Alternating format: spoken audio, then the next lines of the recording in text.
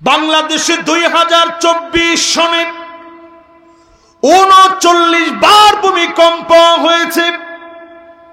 ভূতত্ত্ববিদেরা বলছে tectonic plate বাংলাদেশে নড়বড় হয়ে গেছে, বড় ধরনের ভূমিকম্প হতে পারে। যদি হয়ে যায় ভূমিকম্প, রক্ষা পাবেন না মুসলমান। যদি ভূমিকম্প বাংলাদেশে হয় 100 বছরের জন্য পিছায় যাবেন। আল্লাহ নবী বলেছেন পূর্ব দিকে ভূমিকম্প হবে অনেকগুলো। বাংলাদেশ পূর্ব দিকের দেশ, ভারতের অনেক অঞ্চল পূর্ব দিকে, মায়ানমার, থাইল্যান্ড, ইন্দোনেশিয়া, মালয়েশিয়া, চীন, কম্বোডিয়া, হংকং, চায়না, জাপান, দক্ষিণ কোরিয়া, উত্তর কোরিয়া, এই দেশগুলার ভিতরে ভূমিকম্প হবে। আমার দেশে 39 বার হয়েছে। প্রায় সময় লক্ষ্য করবেন ফজরের নামাজের আগে ভূমিকম্প হয়। তাহাজ্জুদের সময়ে আল্লাহর গোলামেরা তাহাজ্জুদে দাঁড়ায় গেছে, ফুপায়া ফুপায়া মালিকের কাছে কাঁদতেছে। তাদের কান্নার কারণে ভূমিকম্প যিনি হালকা বানায় দিয়েছেন তিনি কে? নামাজরত অবস্থায় ভূমিকম্প হলো। ওই যে 2 জন 3 জন 5 জন 10 জন যা বললেন, নামাজের জন্য দাঁড়ায় গেছে, এ মানুষগুলার দিকে তাকায়া ভূমিকম্প যিনি হালকা বানায় দিয়েছেন তিনি কে? দেশে যদি বাঁচাইতে চান ভূমিকম্প থেকে, আজকে নামাজি হন। আজকে অন্য কোন ওয়াক্ত না পড়লেও এশার নামাজ না পড়ে ঘুমায়েন না।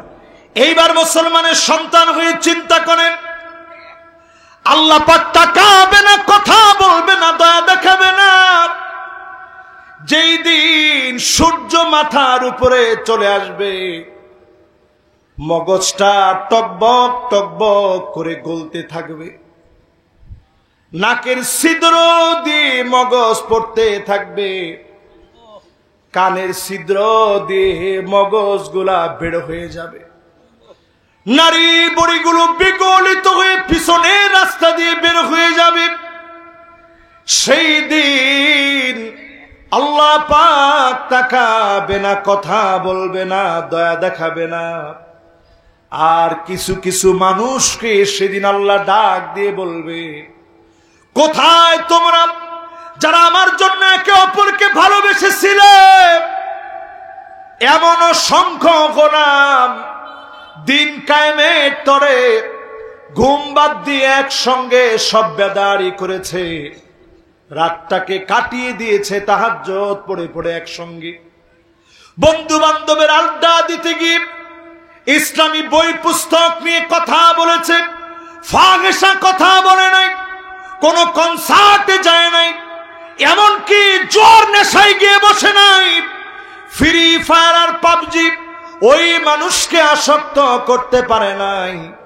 কোরআনের মাহফিলে গিয়ে কথাগুলো শুনেছে। এমন মানুষগুলাকে আশা করা যায় যিনি মাফ করে দিবেন তিনি কে? আল্লাহ রাব্বুল আলামিন জানায় দিলেন, فَكَيْفَ إِذَا جِئْنَا مِنْ كُلِّ أُمَّةٍ بِشَهِيدٍ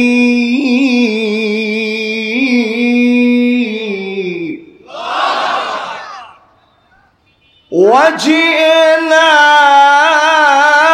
بِكَ عَلَى هؤلاء شهيدا। একটু আওয়াজ করে বলেন তো কথাটা কার? আঙ্গুলটা উঠায় বলেন কার? চিল্লায় বলেন আল্লাহ। এবার আঙ্গুলটা নামান। 24টা বছর ধরে আজকের মাহফিল হচ্ছে। 24 বছরের ভিতরে আজকের এই মাহফিলে যে আয়াতে কারিমা আমি তেলাওয়াত করছি, আমি জানি না এখানে এটা তাফসীর হয়েছে কিনা। যদি না হয়ে থাকে, এই একটা আয়াতের তাফসীর যদি এখান থেকে শুনে বাড়ি যেতে পারেন, সওয়াব কেমন? খায়রুল লাকা মিন আন তুসাল্লিয়া আলফ রাকাত। নতুন কোন কথা যদি আমার জবান দিয়ে বের হয়ে যায় যেটা শোনেন নাই, 1000 রাকাত নামাজ পড়লে যেমন সওয়াব হবে, এর চাইতে বেশি সওয়াব যিনি বান্দার আমলনামায় দিয়ে দিবেন তিনি কে? প্রিয় শ্যামনগরবাসী, মন থেকে প্রফুল্ল চিত্তে বলেন আপনারা খুশি না বেজার? এই 1000 রাকাতের সওয়াব বাদ দিয়ে হলুদ গেঞ্জি কোনে যাচ্ছেন? বসেন। মাশাআল্লাহ, বাদাম নিয়ে যিনি আসছেন বাদামটা আরেকজনকে দিয়ে দেন। মাশাআল্লাহ, যিনি বাদাম নিয়ে আসছে ওনার হুশই নেই। উনি চিন্তা করছে বাদাম আমি আনছি, কাজে আমাকে খেতে হবে। এবার একটু সবাই আওয়াজ করে বলেন সূরা নিসায়ের 41 নম্বর আয়াত। কত নম্বর আয়াত? আগামী বছর থেকে পুরস্কার থাকবে আপনাদের জন্য। যে বক্তায় আসুক, আলোচনার পরে যা আলোচনা হয়েছে তার মধ্য থেকে একটা পরীক্ষা হবে, ওটা পাশ করলে আপনাদেরকে পুরস্কার দেওয়া হবে। একটা ইসলামিক বই হতে পারে। রাজি আছেন না ইনশাআল্লাহ? কর্তৃপক্ষ কি বলেন? ইনশাআল্লাহ আসতে বলিস। সভাপতি সাহেব কি বলেন? ঠিক আছে ইনশাআল্লাহ কর। সাথে একটা আতর দেওয়া হবে, একটা মিসওয়াক দেওয়া হবে। আর কি লাগবে? ঠিক আছে ইনশাআল্লাহ। আপনারা খুশি আছেন তো ইনশাআল্লাহ? তাহলে সূরা নিসায়ের কত নাম্বার আয়াত? জোরে সবাই আওয়াজ করে বলেন কত নাম্বার? যদি এখান থেকে শুনে শেষ পর্যন্ত বুঝে নতুন একটা কথাও যদি আপনি এখান থেকে শিখে যেতে পারেন, সব কত? আপনি 1000 রাকাত নামাজ কোনোদিন পড়তে পারিছেন? বাংলাদেশে একজন অনেক কষ্টে আল্লাহর ওলি ছিল, ওনাকে এখন খুঁজে পাওয়া যাচ্ছে না। উনি 70-80 রাকাত পর্যন্ত গিয়েছে, বিশ্ব রেকর্ড। কিন্তু এইরকম বিশ্ব রেকর্ড দুনিয়ার মধ্যে সারা ওয়ার্ল্ডে যত বুজুর্গানে দ্বীন আছেন আমার জানা নাই কেউ পড়তে পারছেন কিনা। আমাদের দেশ সকল দিক থেকে খুব বেশি আগানো, এই জন্য বাটপারি সিটারির দিক থেকেও আগানো। এটা তো ঠিক আপনারা বললেন না। সেই দৃষ্টিকোণে আজকের এই মাহফিলে একটি আয়াত যদি শুনে যেতে পারেন, সওয়াবের মানদণ্ডে 1000 রাকাতের চাইতে বেশি সওয়াব হবে। জোরে করে আল্লাহু আকবার। আল্লাহ রাব্বুল আলামিন ইরশাদ করলেন, ফাকাইফা ইযা জিনা মিন কুল্লি উম্মাতিন বিশাহীদ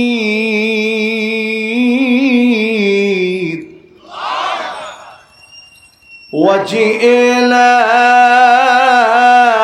بك على هؤلاء شهيدا। কার কথা? এবার আয়াতের অর্থ শুনেন। সেই দিন আল্লাহ রাব্বুল আলামিন সব নবীদেরকে ডাকবেন, উম্মতের খবর দেন, আপনার উম্মত কি কি অন্যায় করেছিল খবর দেন। আমার নবীকে সব নবীদের উপরে সাক্ষী বানায় দিবে। বলেন আল্লাহু আকবার। এই আয়াত নাযিল হওয়ার পরে নবীজির 2টা চোখ বেবে,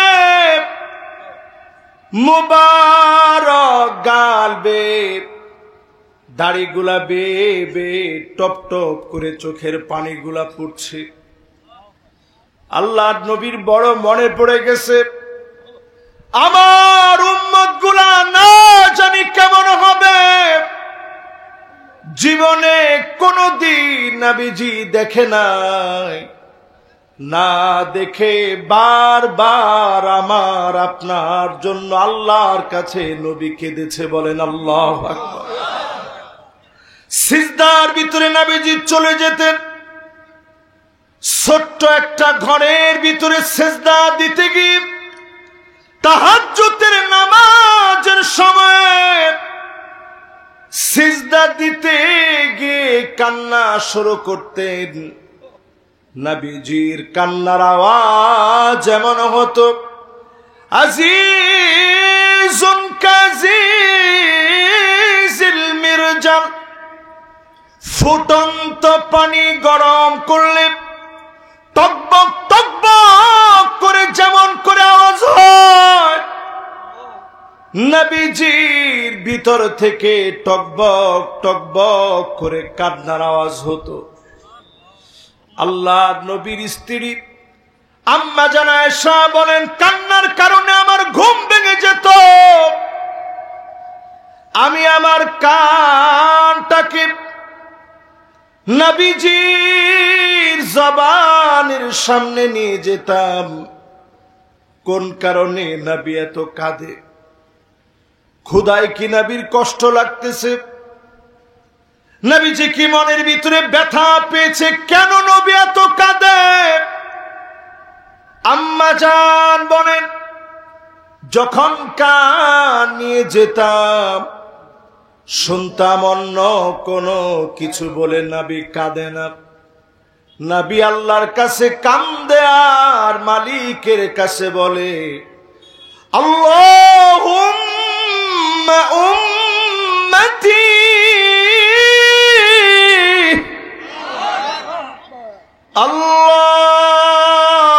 আল্লাহুম্মা উম্মতি, ও আল্লাহ আমার উম্মত, আমার উম্মত। যেই নবী উম্মতি উম্মতি বলে সিজদায় কাঁদলো, তায়েফের ময়দানে রক্ত জুতার সঙ্গে আটকে গেল। মুবারক রক্ত ঝরতে ঝরতে জুতা আটকে গেছে। ফেরেশতা হাজির হয়ে গেছে। নবী বদদুয়া করেন। নবী বললেন, ইন্নী লান উবআস লাআন,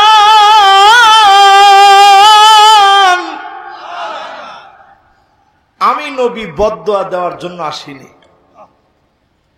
আমি বদদুয়া করার জন্য আসি নাই। রক্তে জুতা আটকে গেছে, নবী বলে আমি বদদুয়া করার জন্য আসিনি। এরা এক সময় আমার উম্মত হবে, প্রজন্ম থেকে প্রজন্ম ঈমান আনবে। আল্লাহর নবী সেদিন বলে গিয়েছিলেন, ওয়ালিকুল্লি নবীন দাওয়াতুম মুস্তাজাবা, সব নবীরা দোয়া করলে আল্লাহ দোয়া কবুল করে নেন। ইন্নী ইখতাবাতু দাওয়াতি শাফাআতান লিউম্মতি, আমি নবী বিপদে পড়েছি, মুসিবতে পড়েছি, কোনদিন আল্লাহর কাছে বলি না আল্লাহ ধ্বংস করে দেন। এই সুযোগটা রেখে দিয়েছি, উম্মত যেদিন বিপদে পড়ে যাবে শাফাত করব দলে দলে, যিনি মাফ করে দিবেন তিনি কে? এবার একটু আওয়াজ করে বলেন, খুশি না বেজা? সবাই বলেন, খুশি না বেজা? বলেন তো দেখি, আমাদের পরিচয় কি? আমরা নবীর কি? গোলাম কার? জোরে বলেন, গোলাম কার? আওয়াজ করে বলেন, কার? আর উম্মত কার? আমার রাসূল কত দূরে শুয়ে আছে। এই যে এখানে বসে সাল্লাল্লাহু আলাইহি ওয়াসাল্লাম বলছেন, নবীজির কাছে আল্লাহ পৌঁছায় দিচ্ছেন। নবী আমাদের এই সুন্দর আমল দেখে মুস্কি মুস্কি হাসতেছেন। জোরে কোন আল্লাহু আকবার। বিশ্বাস হয়? আরে কথা কয় না, বিশ্বাস হয়? আল্লাহর কাছে নবী প্রশংসা করে। আর যখন আপনি গুনাহ করে ফেলেন, নবীজি আল্লাহর কাছে মাফ চায়, আল্লাহ উম্মত গুলারে মাফ করে দে। সারা জীবন দুনিয়ার ভিতরে মাফ চাইলেন। আমার আপনাকে দেখার জন্য নবীর কেমন মায়া ছিল। সবার মনোযোগ আছে? এই ভাই কি বাদাম বিক্রি করতেছেন মাঝখানে যিনি? বাবজান, এই যে মুরব্বী, এই যে এইদিকে, হ্যাঁ, কিছু নাই তো সাথে? মাশাআল্লাহ, সবার মনোযোগ আছে তো? বাবা, আজকে কোনো বাদাম টাদাম কিছু দরকার নেই, আজকে একটু মনোযোগ দিয়ে দিল থেকে শুনেন, দিলগুলা পরিবর্তন হয়ে যাবে ইনশাআল্লাহ। বলে খেয়াল রাখবেন, जो बात दिल से निकलता ও বাত দিল পর আসর করতা, যেটা দিল থেকে বলা হয় এটা দিলে গিয়ে আসর করে। এজন্য সবাই দিলটারে নরম করে দিয়ে বসেন। রাজি আছেন?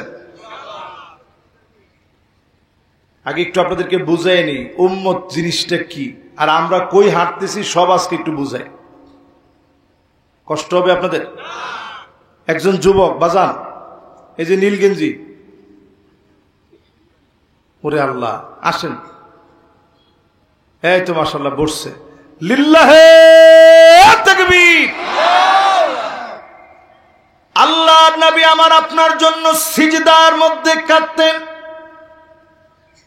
জীবনে কোনদিন আল্লাহকে বলেন নাই, ও মালিক কেন ক্ষুধার এত কষ্ট দিলেন, কেন এত পরিমাণ ক্ষুধায় কষ্ট পেলাম। মুসালসাল এমন কয়েকটা মাস ছিল, একদিন চুলার ভিতরে আগুন জ্বললে অন্যদিন চুলার ভিতরে আগুন নাই। দিনের পর দিন কষ্ট করলেন। নবীর কষ্টের কারণে উম্মতদেরকে যিনি রিজিকের এত রিজিক দিয়ে উম্মতদের খাবারের ফয়সালা যিনি করে দিয়েছেন তিনি কে? সৌদি আরবের দিকে তাকায় দেখেন কি পরিমাণ সম্পদ এখন সৌদি আরবের হাতে। সারা পৃথিবীর একটা চ্যালেঞ্জ, এই পুরো আরব দেশকে নিয়ন্ত্রণের চেষ্টা চলছে। গোল্ড গুলো যদি আরব দেশ ধরে রাখে তাহলে কখনো ধরা খাবে না, তেল যদি ধরে রাখে তারা ধরা পড়বে না। কিন্তু সুকৌশলে আমেরিকা মুসলমানদের সম্পদ গুলাকে কাগজের বিনিময়ে নিয়ে যাচ্ছে। ওই কাগজের নাম ডলার। জোরে কোন কি? কাগজের বিনিময়ে নিয়ে যাচ্ছে। এই জন্য আজকের মাহফিলে কিছু কথা বলে যাব। আপনারা তাকিয়ে দেখতেছেন অলরেডি ইসরায়েলের ভিতরে দাবানল জ্বলে উঠেছে। দেখছেন না? ওমি আপনাদের খেয়াল আছে? কি খেয়াল আছে? এই কিছুদিন আগে আমি রমজাননগর মাহফিল করছিলাম। কে কে ছিলেন সেখানে? মাত্র 2 জন। মাশাআল্লাহ, যারা যারা ছিলেন একটু হাত তুলেন। ও আচ্ছা আচ্ছা, আমি যে ওই মাহফিলে বলছিলাম আপনাদের খেয়াল আছে যে অচিরেই ইসরায়েলে আগুন আসতেছে, শুনছেন? এই যে মাশাআল্লাহ একজন সাক্ষী জ্বলন্ত, ও আরেকজন সাক্ষী জ্বলন্ত। দেখেন দাবানল আসতেছে পৃথিবীর ভিতরে। মুসলমান ইসরায়েল যেইভাবে জ্বলতেছে, যেই মুসলমানেরা ফিলিস্তিনের জন্য কাঁদে না, এদেরকেও দাবানল দিবে, ভূমিকম্প দিবে, ভূমি ধস দিবে, তছনছ হয়ে যাবে। তারপরে যিনি সোজা বানাবেন তিনি কে? এখন সারা দুনিয়ার মায়া কান্না বেড়ে গেছে।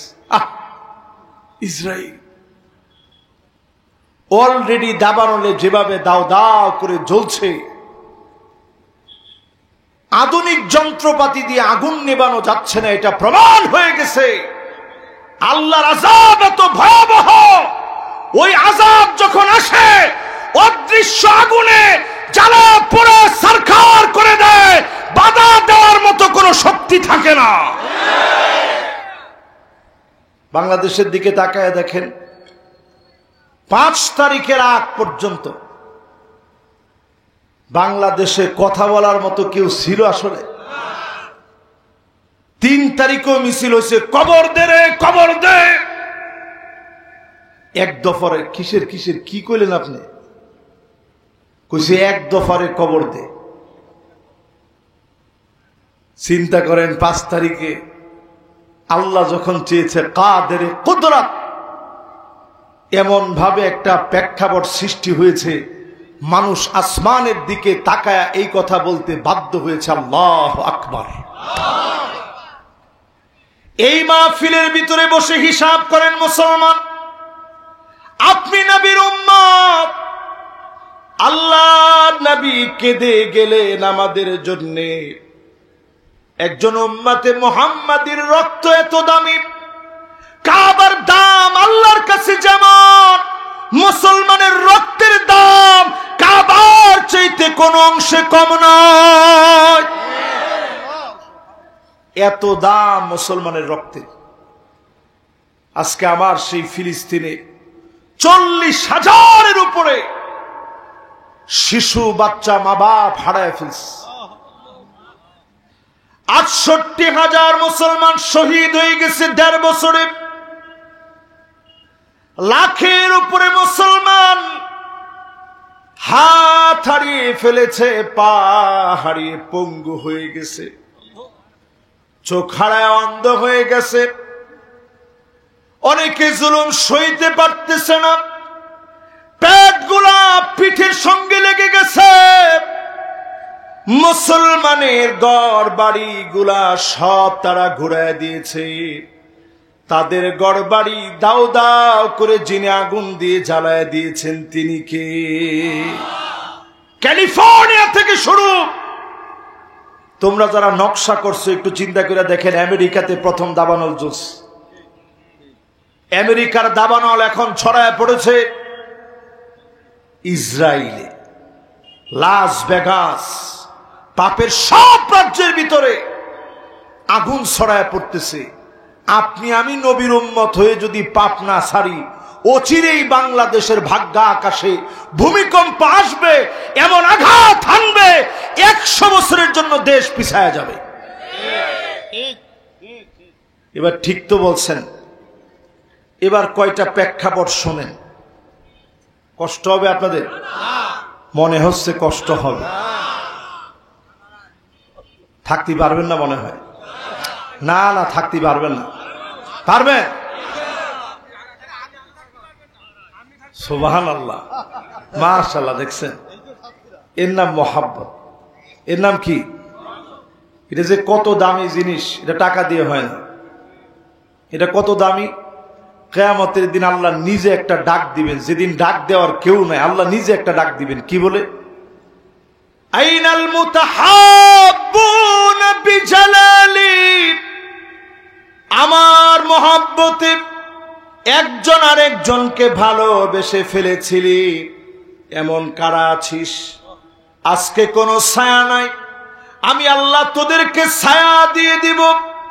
সেই দিন আল্লাহ ডাক দিবেন, ছায়া দিয়ে যিনি ধন্য বানায় দিবেন তিনি কে? এজন্য আমরা একে আরেকজনকে ভালোবাসি। কার জন্যে? আওয়াজ করে বলেন, কার জন্যে? এবার এই মাহফিলে হাতে গুনে সময় যাদের আছে, ফিলিস্তিনকে যারা ভালোবাসেন, 10টা হাদিস শোনেন আগামীর পৃথিবীর জন্য।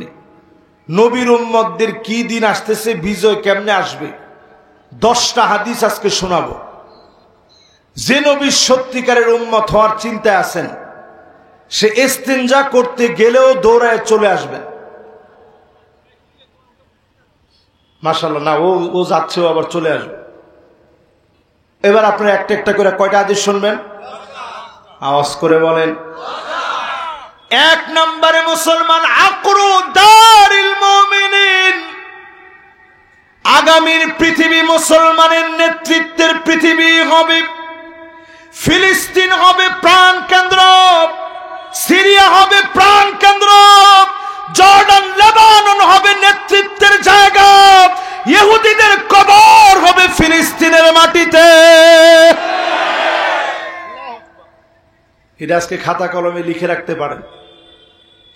ঠিক যখন ফেরাউন ধাওয়া করেছে ইব্রাহিম আলাইহিস সালামকে, আল্লাহ অনেক আগেই ফেরাউনদের শেষ করতে পারতেন, আল্লাহ করেন নাই। নিতে নিতে নিতে নিতে ফেরাউনকে নিয়ে গেছে লোহিত সাগরের সামনে। মূসা আলাইহিস সালামকে এখন ফেরাউন অ্যাটাক করবে। বাহিনী ঘেরাও করে ফেলছে 3 দিক। সামনের দিকে আছে সমুদ্র, যাওয়ার আর কোন জায়গা আছে? মূসা আলাইহিস সালামের সঙ্গীরা বলল, ও নবী মূসা, আমরা তো ধরা পড়ে গেলাম, ফেরাউনের বিশাল বাহিনীর সামনে আজকে কি হবে? মাথাগুলা কচু কাটা করে ফেলবে, গর্দান আলাদা করে ফেলবে। নবী মূসা আলাইহিস সালাম জবাব দিয়ে দিলেন, কাল্লা ইন্না মাইয়া রাব্বী সায়াহদিন। কঠিন কালো এটা হতে পারে না, ও চিরে আমার আল্লাহ পথ দেখে দিবে। লোহিত সাগরের সামনে ফেরাউনের গোষ্ঠী সুদ্ধা ডুবায় মেরে নবী মূসা আলাইহিস সালামকে মালিক পার করে দিলেন। অবশ্যই যিনি ইহুদির গোষ্ঠীকে ফিলিস্তিনে কবর বানায়া মুসলমানদেরকে যিনি বিজয় দিবেন তিনি কে? কয়টা হাদিস শোনাবো বলছি, মনোযোগ আছে? 1 নাম্বার হাদিসটা, ফিলিস্তিন হবে আমাদের ক্যান্টনমেন্ট। সারা দুনিয়ার মুসলমানদের নির্ভরতার জায়গা হবে ফিলিস্তিন। এই ফিলিস্তিনকে ঘিরে আপনার আমার ছোট ছোট বাচ্চা পর্যন্ত এখন বলে, আব্বা আমি ফিলিস্তিনে জিহাদ করে শহীদ হয়ে যাব। আপনি কি মনে করেন? আমার ছোট বাচ্চা মাত্র 8 বছর বয়স, ওইখানে ফিলিস্তিনের একটা পতাকা দিয়ে রাখে, বাহিরে বের হওয়ার সময় ফিলিস্তিনের পতাকা।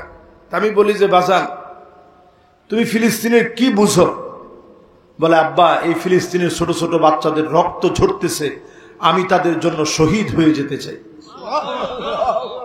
আমি চিন্তা করি এই যে ছোট্ট ছোট্ট বাচ্চাদের মনে ফিলিস্তিনের যে ভালোবাসা আল্লাহ প্রবেশ করায় দিয়েছে, আগামীর মুসলমানদের বিজয় বিপ্লবের মানদণ্ডে কোরআন সুন্নাহ দিয়ে পরিচালিত হবে, এক জাক আল্লাহর গোলামদেরকে দিয়ে। ঠিক কিনা বলেন?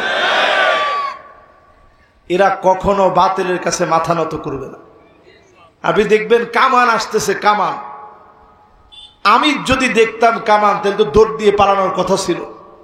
ফিলিস্তিনের ছোট বাচ্চাটা মাটির মধ্যে টান মেরে একটা ইট উঠায়া কামানের ভিতরে হামলা করে বলে, আল্লাহ আমার সর্বশক্তি দিয়ে হামলা করেছি, তোমার শক্তি দিয়ে তুমি উড়ায় দাও। আপনি কি মনে করছেন যুগে যুগে কোন বিজয় মুসলমানদের সংখ্যা দিয়ে আসে নাই, অস্ত্রের জঞ্জনানি দিয়ে আসে নাই। সব বিজয় আসছে আল্লাহর উপরে তাওয়াক্কুল দিয়ে। জোরে কোন আল্লাহু আকবার। এখন আমরা মাইর খাই কেন? মুসলমানের আজ কি বলতেছে, আরে পাকিস্তান আর ভারত লাগলে কি হবে, মারিয়ে শেষ করে ফেল দিবে তো। আর ভারত আমাদেরকে বলছে 3 মিনিট এরকম করে, বাংলাদেশকে 3 মিনিটে খাই ফেল দেব। 3 মিনিটে খাই ফেল দিবেন? মুসলমান লোহার বুট, লোহার বুটকে দাঁত দিয়ে চাবাইতে পারে এমন বিষাক্ত দাঁত আমেরিকার কাছে নাই, ভারতের কাছে নাই, দুনিয়ার কোন পরাশক্তির কাছে নাই। যতদিন এই বুঝ মুসলমানের না আসবে ততদিন মুসলমান মার খাবে। যেদিন মুসলমান বুঝবে আমারে মারতে পারে দুনিয়ায় এমন কেউ নাই আল্লাহ ছাড়া। এজন্য যারা আমার সামনে বসছেন আওয়াজ করে বলেন তো দেখি, এই বুঝকে আমাদের ভিতরে এখন আছে? জোরে কোন আছে? যদি থাকে তাইলে বাংলাদেশে এখনো কোরআনের একটা আইন ইস্টাবলিশ করা যায় না। আমরা 92% মুসলমান। উল্টা আমার মা বোনরা এখন বলতেছে সমান সমান। আমি বলি কি বলেন আপনি সমান সমান? আমরা তো দেখি সবকিছুই নারী। গিয়ে দেখি বাগবাঙা জোয়ারের মতো আল্লাহর গোলামেরা সব উপেক্ষা করে বাহিনী ফোর্স সব রেডি করে রাখার পরেও সব উপেক্ষা করে আল্লাহর গোলামেরা পঙ্গপালের মতো ছুটে গিয়েছে, এক নজরে প্রিয় আল্লাহ আমাকে দেখবে। আমি সাতক্ষীরা শ্যামনগরের লোকদেরকে দেখছি হুজুরের জানাজায় কত বাধা পেরিয়ে তারা গেছে।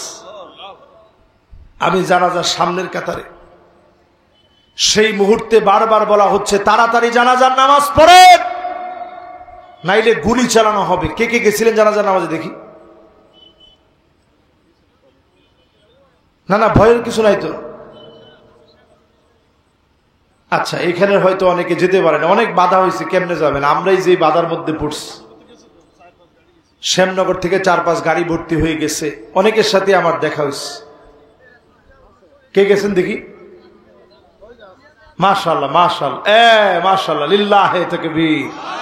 ও আমাদের আমির সাহেব গেছেন, মাশাআল্লাহ মাশাআল্লাহ, এটা মনটা খুব ভালো লাগছে।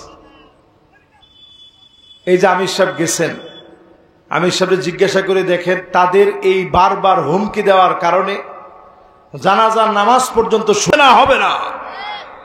সব লোকেরা আসবে, তারপরে জানাজার নামাজ হবে।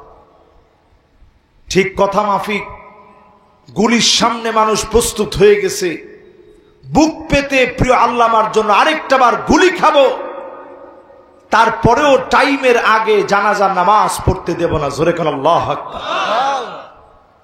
প্রিয় ভাইরা, যারা এইরকম ইমানি হিম্মতের পরিচয় দিয়েছেন, আরেকটা বার জেগে উঠেন, শুধুমাত্র আল কোরআনের পক্ষে। জোরে বলেন, কিসের পক্ষে? আমি কোন দল টল বুঝি না, শুধু এদ্দুর বুঝি, কোরআন আমার 54 বছরে সব দেখা শেষ, সামনে হবে আল কোরআনের বাংলাদেশ। এরকম এরকম তাকবীর, এইরকম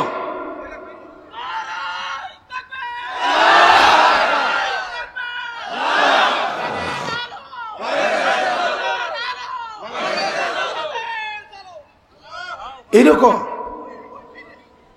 নাউযু বিল্লাহি মিন যালিক। একজন তাকবীর দিয়া তাড়াতাড়ি শ্যামনগরের ইজ্জত সম্মান পুরাটা বাঁচান।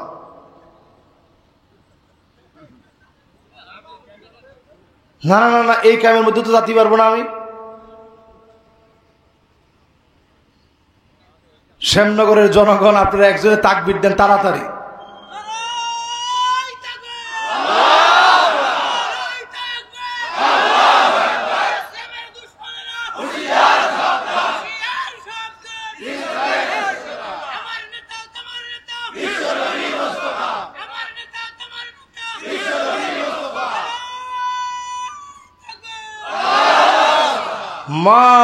মাশাআল্লাহ, দেখছেন এই তাকবীর। আর একটু আগে যিনি দিচ্ছেন উনি তো বয়সে একটু প্রবীণ, ওনার চাইতে স্বাভাবিক, উনি চেষ্টা করছেন। কিন্তু এইরকম ইমানি হিম্মত নিয়ে যদি তাকবীরের সাথে থাকেন, আগামী দিন ইনশাআল্লাহ বিজয়ের দিন আসবে। জোরে কোন ইনশাআল্লাহ। তাহলে কয়টা হাদিস শোনাইছি? এবার কয় নাম্বার? 6 নম্বরে প্রিয় ভাইরা আমার সামনে যারা বসছেন, নবীজি বলেছেন এমন সময় আসবে, হাত্তা ইয়াসুদা কুল্লা কবিলাতিন মুনাফিকুহা, এলাকা এলাকায় মুনাফিকরা নেতা হয়ে যাবে, অলিতে গলিতে মুনাফিকদের নেতৃত্ব চলবে। ঠিক কিনা বলে? কি ঠিক? না না না, ঠিকটা কি? না না, হচ্ছে এটা। এই যে আমি 6 নাম্বারটা বলছি, এটা কি মিলে? যখন আপনি দেখবেন মুনাফিকের নেতৃত্ব চলে, যখন আপনি দেখবেন অধিকাংশ নেতা মুনাফিকি করবে, আপনি পরিষ্কারভাবে জেনে নেবেন এই জনগোষ্ঠীর কল্যাণ স্থগিত হয়েছে, মুনাফিকদের দ্বারা বরকত আসতে পারে না।